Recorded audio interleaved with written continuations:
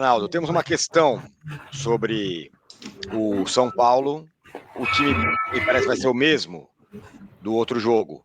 E no outro jogo, o que ficou ali mais evidente é que a lateral direita destoou do restante do time.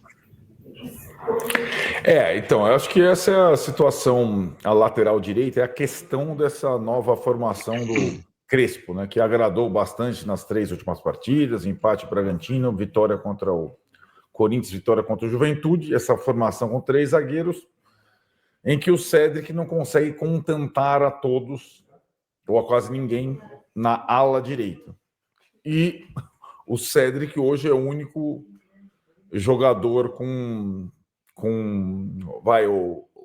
a inscrição. Esse é lateral direito, né? No elenco do São Paulo. Depois da saída do Igor Vinícius, o São Paulo, além do Cédric, tem os garotos da base. O Mike da base é o que treina, voltou a treinar com os profissionais, mas não é, por enquanto, uma alternativa ao Cédric. E o que chamou atenção no jogo contra o Juventude é que quando o São Paulo precisava atacar, ganhar o jogo e tinha um problema na ala direita, o Crespo recorreu a uma improvisação.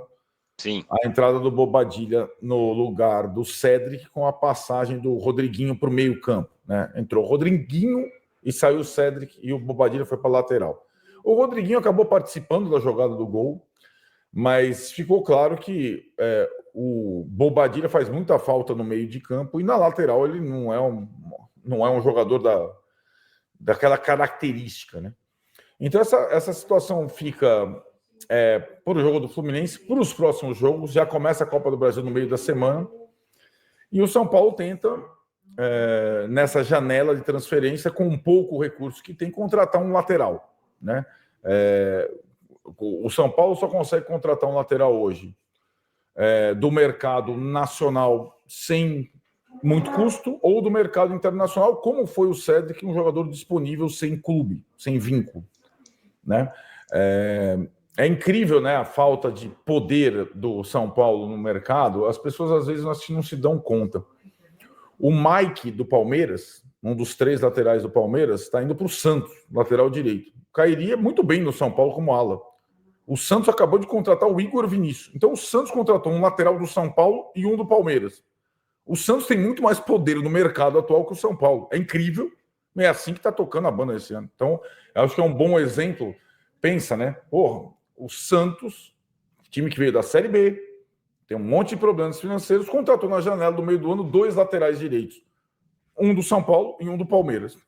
E o São Paulo não consegue contratar sequer um lateral. Lembrando, eu insisto, que o Cédric é praticamente uma anomalia, né, do mercado. Né? Ele estava sem atuar há muito tempo. Aí o empresário Juliano Bertolucci pediu para ele treinar lá Sabino, no São Paulo, para recuperar a forma. Ele foi bem no início e acabou sendo contratado, renovaram o contrato. Mas no início do ano também não tinha nem o Cédric, né? O Moreira já tinha ido para o Porto e tudo mais, o Rafinha tinha parado. E o São Paulo é o problemão do São Paulo, é a lateral direita, assim, não só para o jogo do Fluminense, como para esse início aí de frente tripla que o São Paulo vai ter a partir dessa semana. O Mike foi ao menos relacionado ou não? Não, ainda não. Está recuperando. Na verdade, o São Paulo não divulga a lista de relacionados, né? O treino do São Paulo para o jogo do Fluminense foi um treino único.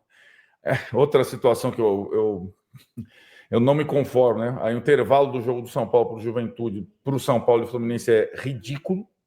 Então o São Paulo fez um treino no sábado à tarde, reuniu a turma, os jogadores se atuaram em Caxias correndo em volta do campo de tênis. Então o São Paulo não treinou para jogar contra o Fluminense, literalmente. Nem aquele treino de bola parada. Os jogadores que foram a Caxias nem colocaram a chuteira, para você ter uma ideia. Então, não divulgou a lista de relacionados. O boletim do treino do São Paulo, o que a gente pôde ver é que as imagens dos reservas, o Luan, meu irmão, está entusiasmado com a forma do Luan, fininho, de chuteira, tal.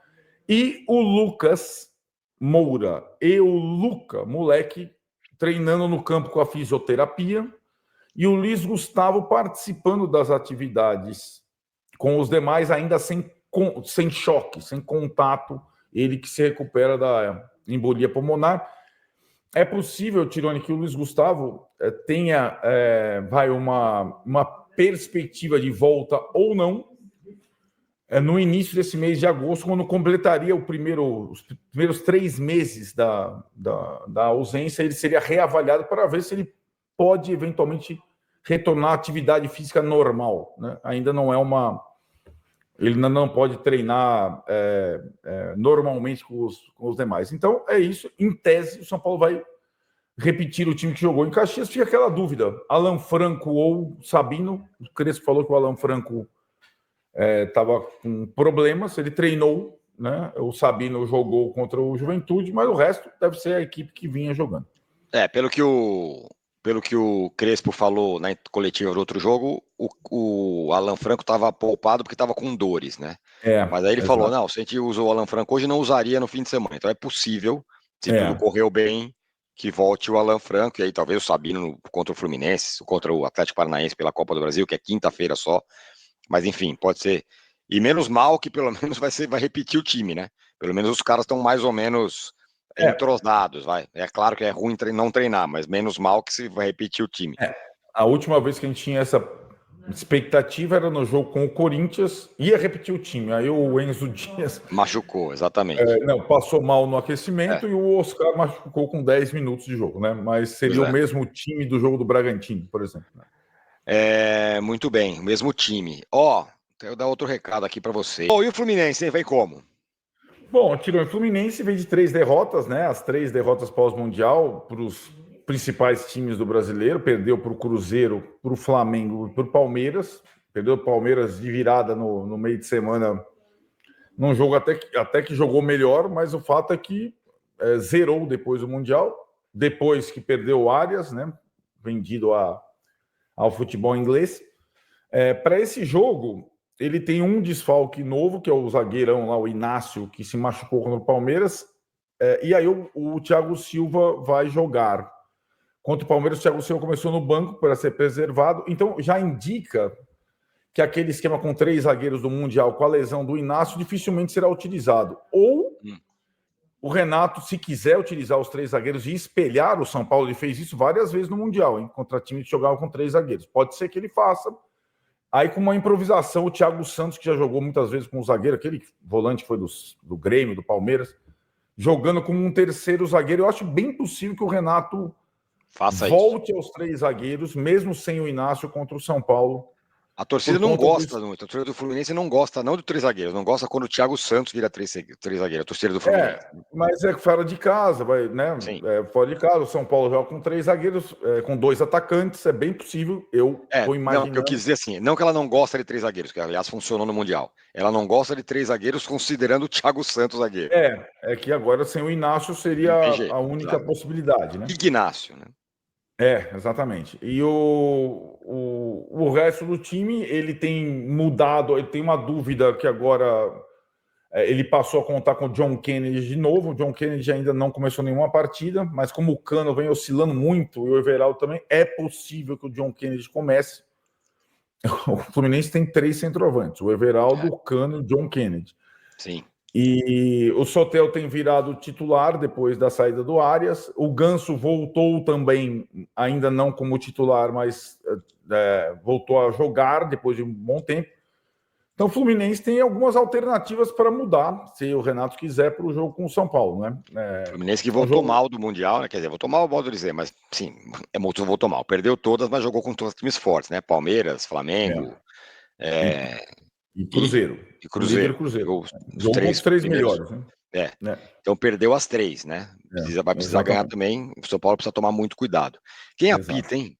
Apita é mais um daquele... É um dos 2 da nova geração de árbitros. É o Davi Lacerda, do Espírito Santo. Aquele árbitro mais jovem, tem menos de 30 anos.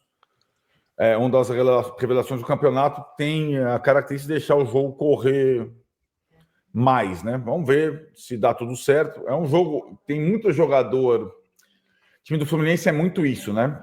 O Renato também. Tem muitos jogadores que apitam o jogo no Fluminense, né? Muitos. O Thiago Silva, o Thiago Santos, o Ganso quando joga, o Soteldo gosta, né? Então é um árbitro que o São Paulo também tem o dele, né? O Luciano, pelo menos.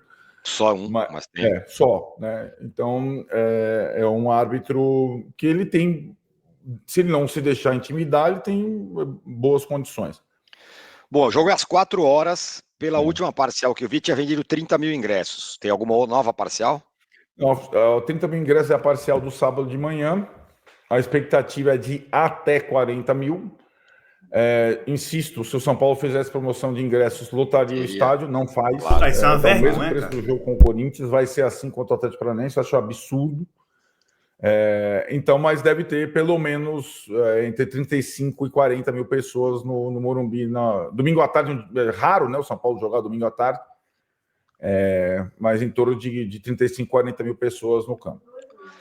Muito bem, então é isso. Então é isso, galera. Pô, 30 mil, 40 mil é vergonha, cara. A diretoria tem que fazer uma promoção de ingresso. O jogo domingo, 4 horas da tarde, 50 mil pessoas, cara. A gente precisa da vitória. Se o São Paulo ganhar do Fluminense, São Paulo vai lá para a primeira parte da tabela. Os resultados do jogo de sábado foram excelentes pro São Paulo. A Vitória não ganhou, o Santos não ganhou, o Grêmio não ganhou, o Corinthians empatou. Então, assim, a diretoria tem que jogar junto, cara. Tem que jogar junto. Mas é isso, né? São Paulo vai pro jogo aí e... o São Paulo vem 2 vitórias seguidas, o Fluminense vem de 3 derrotas seguidas. Todo mundo sabe como é que é futebol, tudo pode acontecer. Mas eu acredito que se o São Paulo jogar, fazer um jogo correto, dá pro São Paulo atacar essa fase ruim do Fluminense, cara. Isso aí com a vitória. Então é isso. Se inscreve no canal, deixa o like. Muito obrigado, galera. Vocês estão se inscrevendo, estão deixando o like para chegar para mais São Paulino, para crescer nossas visualizações. E é isso. Valeu? Todos esquece pro Arnaldo tirou no link na descrição. E vamos São Paulo, vamos ganhar esse jogo. Pra gente embalar aí essa terceira vitória seguida aí. Vai ser importantíssimo pra gente na tabela do campeonato. Valeu!